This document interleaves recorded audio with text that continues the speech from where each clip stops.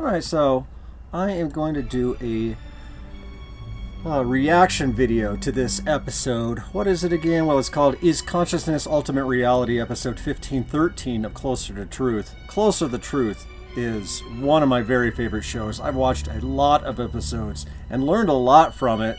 It's really well designed, and I've got a lot of respect for Robert, the guy who puts it together. Consciousness as ultimate reality is often associated with Eastern philosophy and religion, perhaps originating in ancient India. Yeah, so he's right, but one of my things that I think that Robert, as well as just Western academia, really should take Eastern philosophy a lot more seriously than it does. Thankfully, it's on the show, but Robert really doesn't. I don't think that he has these guys on enough and gives them enough weight. Chopra. But he's not alone. That's how the West is, Deepak, right? among scientists and philosophers who take consciousness seriously, many of them now say that consciousness is another fundamental part of the universe. Do you feel that consciousness is ultimate reality and everything else is derivative from consciousness? The short answer is yes. Consciousness, defined as awareness, is ultimate reality. It's truth with a capital T. Now, scientists give labels to them. I'm just going to interject right there. I basically tend to, agree with Deepak. We're kind of on the same team. But one thing is truth with a capital T, and he makes this strong ontological statement, consciousness is fundamental. I kind of don't like... I'm not a big fan of Deepak's language, basically. Their experiences, electromagnetism, gravity, strong and weak interactions. Some of them are perceptual experiences. Gravity is a perceptual experience. I feel heavy, okay? It holds me here on this chair so I don't fly, which I can quantify in equations and all that. Electromagnetism is a word to describe certain behaviors. So everything that we call the four forces of nature, all mental mathematical activities in consciousness, they are words we have created, and now we hold these words to represent fundamental truths. But all they are is perceptual and conceptual experiences in consciousness. There's no reality to any of that, okay? Yeah, actually the way he calls them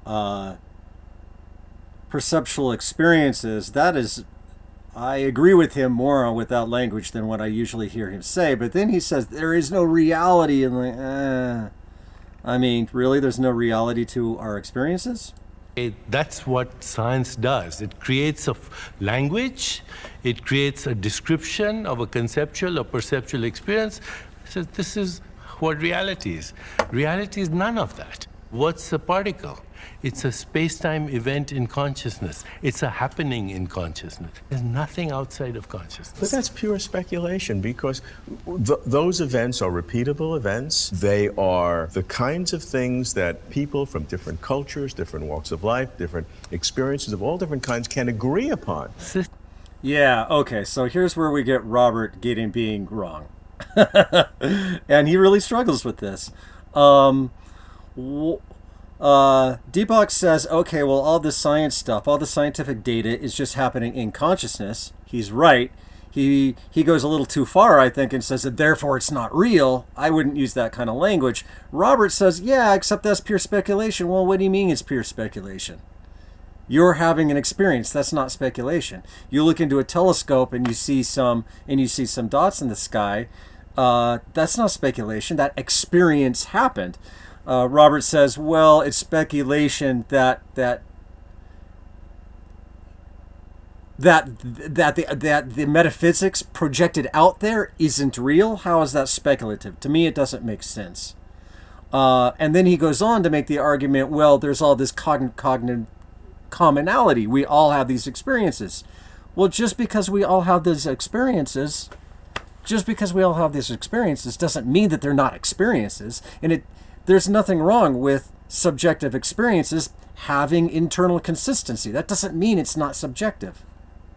systems of thought that we agree in. That's what he just said. I agree with Deepak, actually. Ideology, I feel like he's representing himself better in this video than nobody's usually. experienced it directly. Okay, that's why they disagree. They think of it as perception, cognition, all the things that are not consciousness, okay? Consciousness is not a system of thought. It is what gives rise to all systems of thought. How then does consciousness create everything else? Consciousness That's a good experiences question. itself as forms of consciousness. Yeah, and then Deepak kind of starts sounding new agey. A lot of folks don't like him because he starts sounding wishy-washy, and that's kind of my problem with Deepak is, I mean, I do agree with the position, basically, but he does start to kind of sound weird and new agey sometimes when he's like, consciousness is discovering consciousness. Robert had a good question. How and why does consciousness create the world? That's a good point and a great challenge for idealists. Color is a qualia, or a form of consciousness within consciousness. Sound is a form of consciousness within consciousness. There's no sound in the world. It's all vibration of molecules. In fact, there is no world. The world... Yeah, see there again. I just don't think you should use strong language as far as like the sound out there isn't. There is no sound out there. How do you know, Deepak? I mean, materialists and like Robert are wrong to say that we definitely know that those things do exist, but I think Deepak is wrong to say that we definitely know that it doesn't exist. To me, the question is how useful. I'm a pragmatist and a instrumentalist, and the question is whether the notion that a sound exists outside of consciousness, is it useful? And I think that's very contextual. Sometimes the idea is useful in a particular context, and sometimes it's not. The world is a qualia gestalt, okay? And it's all forms of consciousness within consciousness that exist. Everything else is a perceptual illusion, including your own body. Doesn't exist. Yeah, Robert does not buy it. Deepak is not shy and he does not equivocate. Only consciousness is real, all else is illusion. I like his shoes. It's red jarring shoes. to hear, radically at odds with our everyday perceptions. This What we part's see, important. What we hear, those are so real. Consciousness is so ethereal. See, now he's getting it all wrong. Robert is. It's funny. It's frustrating because he's such a smart guy and so open-minded, but he just doesn't quite get it. It's consciousness isn't ethereal. It's consciousness that's right in front of you. It's everything else that's hypothetical. Anything behind consciousness that's creating your experience, it might be real, but it's a theory. It's hypothetical. You don't know that. I mean, you know, the sound of the tree dropping in the forest that nobody hears, it might be there, but it might not be there, and that's part of its nature, the fact that you don't know. You can't, if you think that that's more real than your ethereal consciousness, then you're getting everything backward. Absurd? Perhaps not so. Here's the argument. How do we know those are so real? Only via consciousness. We Yes. have one window on reality, and consciousness is it. Right. Is the claim all mysticism and philosophy, any science involved? Since perception... Well, now we're getting into a lot of biases. Because it drives me crazy when people use mysticism as an insult. Like, mysticism is only used as a pejorative by people who don't know what the fuck they're talking about and don't know what mysticism is. Or they've just spent their whole life eating the blue pill and are scared of the red pill. I don't mean to insult Robert because I really, really like him, but like, well, he's about to talk to Donald Hoffman. Let's hear the helps introduction. make the case for consciousness as ultimate reality, I turn to a cognitive scientist, an expert on visual perception, Donald Hoffman. Yeah, so Don, I have full disclosure, I'm a huge fan of Donald Hoffman. He's one of probably my top 3 or 4 intellectual influences in my entire life. So I'm sort of on his side. Don, is consciousness ultimate reality, and how would you get there? Yes, I do take consciousness as being the fundamental reality. The burden on me then is first to say, what do I mean by consciousness? And I want a science of consciousness, not a hand wave. So the burden is on me to give a mathematically precise model of what I mean by consciousness. The goal is to take that precise mathematical model of consciousness and show, for example, that it precisely gives rise to our current physics. Then I can begin to try to show that it's at least consistent to take consciousness as fundamental and to say that the physical world is simply the contents of consciousness. It doesn't seem conceivable that you can model consciousness with the same type of mathematical rigor that physicists can simulate and model the physics of subatomic particles. Yep. Yeah, good question. I'll just, this video doesn't go into Don's theory. It only goes into kind of a slice, a little bit of, just really on the surface. But as a little introduction, the reason that I think he's so special is because he's like pretty much the only, actually another one is Neil Theise that was later in the video, but Don is the major guy who is really building a science of really a science of the world. Starting from consciousness is fundamental. Unlike Deepak, who's basically has a background in science and also a background in philosophy, Don's really taking the idea of consciousness as fundamental and building a whole science out of it, primarily through mathematics. And Robert goes right to the main point: is that's even possible?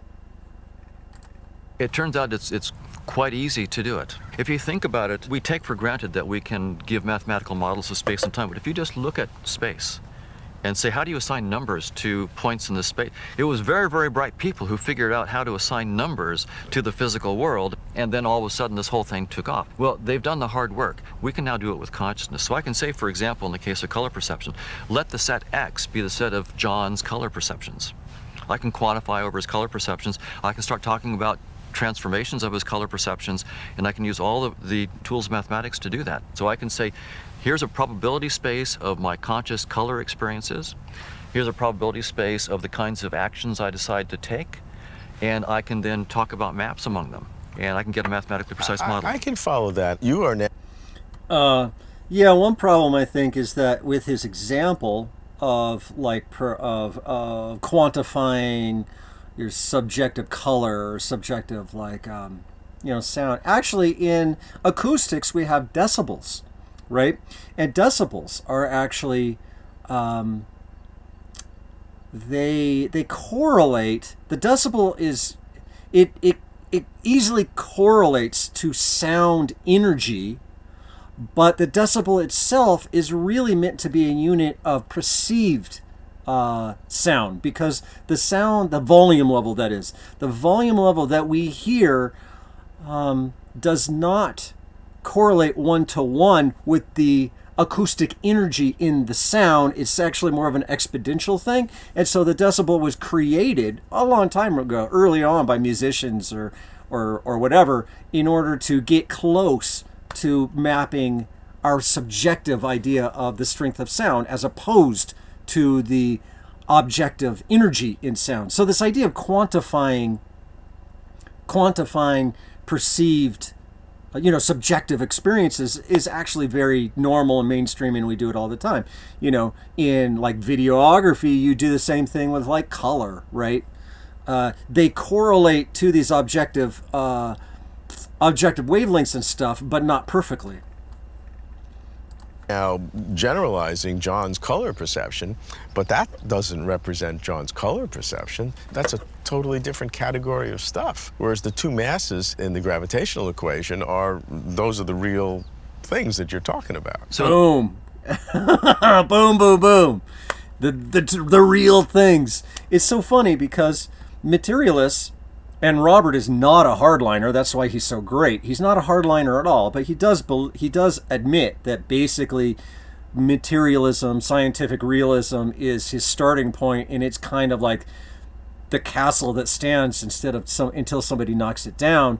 But like, he's really missing the point that Deepak just made, that your real stuff, your protons and neutrons and stuff, really they correlate to experiences. You have an experience in the lab, You run some calculations, you experience running the calculation, and then you experience coming to an answer. And then, in the case of these invisible things, we sort of make up, theorize something that we can't actually see, like a proton. So they're extremely subjective.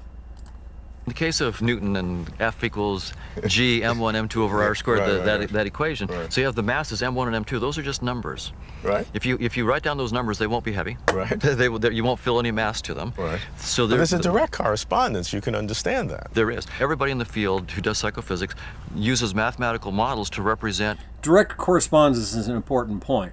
Those who want to say that our scientific theories are real truth, capital T, usually use the term correspondence, meaning that you've got this theory and it has a one-to-one correspondence with the thing out there. The problem is there ever really a one-to-one correspondence? Pretty much there never really is. And B, the thing out there, is it really a thing out there, or is it just a pattern in experience? Which is what guys like Donald Hoffman are at least suggesting that maybe we should go down that road. The color experiences that they're measuring, or the motion experiences, and so forth. And your claim is that that's the equivalent of assigning a number to the mass of an object. That's exactly right. When you do it in physics... Does anybody agree with you on that? Well, I think that... Nobody at this table does. Well, in psychophysics, it's the standard approach. I'm sure that's true, but that's answering a slightly different question. Okay. The question is it Well, the no, same not really. thing? Actually, he absolutely answered the question. The question was, does anybody else do this? And Don's answer was yes.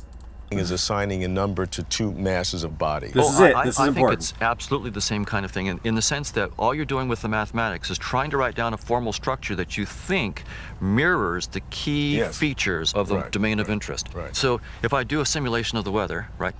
Okay, sorry. Maybe I shouldn't have stopped there. But this is the key difference again.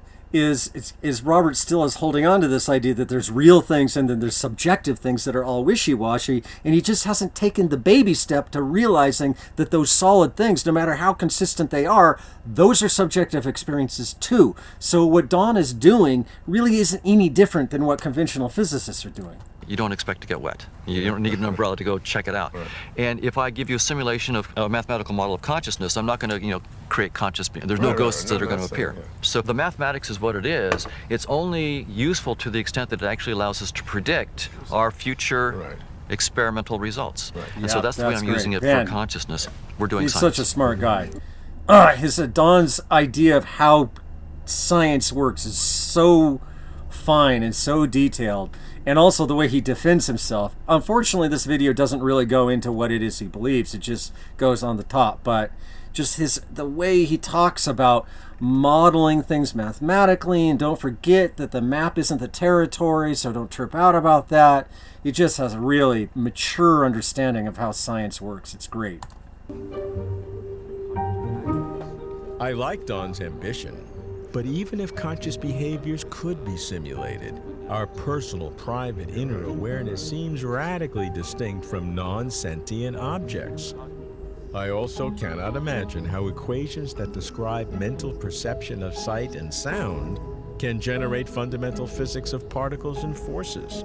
What motivates these scientists to claim that consciousness is ultimate reality? Yeah, actually, that's something I think is really challenging about Don's thing. Is he has a really simple mathematical formula and says, and now the universe, all of reality is going to spring forth from this algorithm, a very simple algorithm about consciousness, and God bless him, good luck. But it is a little bit of a stretch, and I'm of course a huge fan, but I have to admit I kind of hear what Robert's saying there. I meet a medical doctor, a liver pathologist, who has come to believe that all things are Neil conscious. is great too. Neil Theise. If you had asked Facebook me friends whether with I him. believed a panpsychist I've talked to him position a as couple opposed times. to emergentist position about consciousness 2 years ago, I wouldn't have had an opinion. Now, I'm surprised to discover I do. What's meant by those is an emergentist position is that consciousness is something that emerges from the universe when it is sufficiently complex, like a human brain. The panpsychist position is that consciousness is something that pervades the universe side by side with matter energy, or a part of it, or maybe actually is the stuff out of which all of this arises. Let me select a metaphor that helps the panpsychist point of view. A radio is playing music. I don't You can really look at like that and this, go, there must this be a tiny little analogy. orchestra in there. Wow, they can play classical music and they can play rock. That's really cool. You open it up, there's no orchestra there. What the radio is doing is it's a transducer of the radio waves that we can hear. So the radio is taking this infinite, vastly information-rich thing and narrowing its scope so we can hear music. That could be how brains work. There's consciousness out there and the brain transduces that. Isn't that a rather long jump that you've made? Yeah, No, I I agree don't with think Robert, so. kind of. And as far as that you see that among panpsychists and idealists, you see the radio analogy a lot, and I don't know. I'm just not. I don't gravitate towards it. It just doesn't make sense to me to think of a consciousness as if consciousness is like this thing out there and your brain is a radio, well, now you're back to materialism because your brain is made out of material things picking up this magical. I just don't. This magical stuff in the air, which is consciousness. I just don't. I don't know. But Neil gets better. He's great, actually. He really is great. I think it's a pretty apt one, actually. I mean, that's pretty cool. What are the pieces of evidence that you're using or that's drawing you in that direction? Two sets. One, there is this sentience argument that I don't find any place where it's absent. I don't find where it wasn't here and now it's emerging. That makes me think it's not an emergentist thing. You find a continuum. Yeah. Okay, that's yeah. one. Anything else? Yeah. There is the experience I have from contemplative practice. This I'm is a the Zen important Buddhist part. student. I've been meditating for 25 years. But I have had experiences in meditation where my mind is not something that feels like it's coming from my brain. My experience of my mind extends beyond all boundaries, is infinite, is clear, is rich in light and information. Some people would call it pure awareness. Maybe that's a delusion produced by my brain, but that's not my experience of it. And Yeah. So now this is the key point in the video. I think probably the most important part is what Neil is saying here, and also what I think what Robert's he'll get to it and his challenge really exposes what I think Robert's problem is, and other folks who don't take Neil's argument seriously. We're about to get into it. that makes me think, okay, maybe I'm perceiving something fundamental about the world using my mind, about mind. I myself have not had such contemplative experiences, but if I did, why would I assume that their origins were cosmic? How could I reject the skeptical argument that mystical feelings are all internal? Apparent dissociation from one's body may seem powerful personal evidence of non-physical realities. But such feelings are common in altered states of consciousness, however induced, drugs, alcohol, sleep deprivation, meditation. Such feelings can be explained by brain processes alone.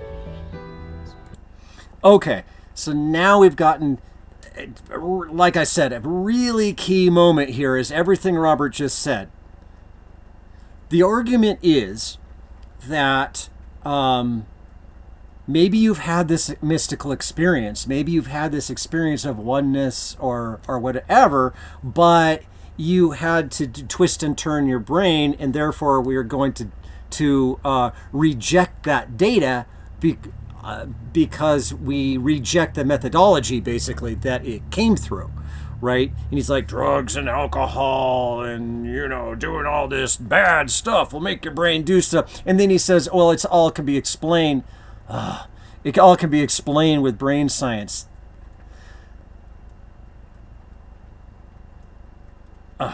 No. Just because yes, sure. You take somebody doing Zen meditation, you put them in a fMRI or even an EEG, and it consistently does blah, blah, blah, blah. That's not an explanation. Uh-oh, I hope I didn't just distort the microphone. That's not an explanation, that's a correlate. It doesn't say shit. Look, if you're just completely if you are looking through a telescope or looking through a microscope or punching numbers on a calculator, there's going to be brain correlates to all of that too. There isn't this divide between mystical experiences and that you can just dismiss as probably an illusion, as opposed to regular sober experiences that we're going to take really seriously. If you're going to reject all of this big body of data, and remember, when we're talking about insights coming from meditation and other altered states like drugs, psychedelics, you're talking about a huge body, right, of data, basically, right? A huge body that we've been collecting for thousands of years. So if you're gonna say, well, you did something to your brain, therefore I'm not going to take it seriously, you're rejecting a lot of data. And it just frustrates me, because it's so easy to pat yourself on the back for having figured out everything when you're rejecting when you're systematically rejecting so much data. The bottom line, here's something I think is important. It's just basically a rule: is it doesn't matter how altered your brain is. Perceptions always come from somewhere. Yeah, you're seeing the world in a different way. Just like when you put on blue glasses, you're seeing a world that's blue. That doesn't mean that what you're saying is just utterly illegitimate. You're seeing the blueness of the world. You take off the blue glasses, you put on red glasses. Now you're seeing the redness of the world, right? It's not something that you can just reject. And I think that's a big mistake. It's a big mistake that Robert makes, and it's a big mistake that a lot of folks make. But what cannot be explained is core conscious awareness. That's my conflict.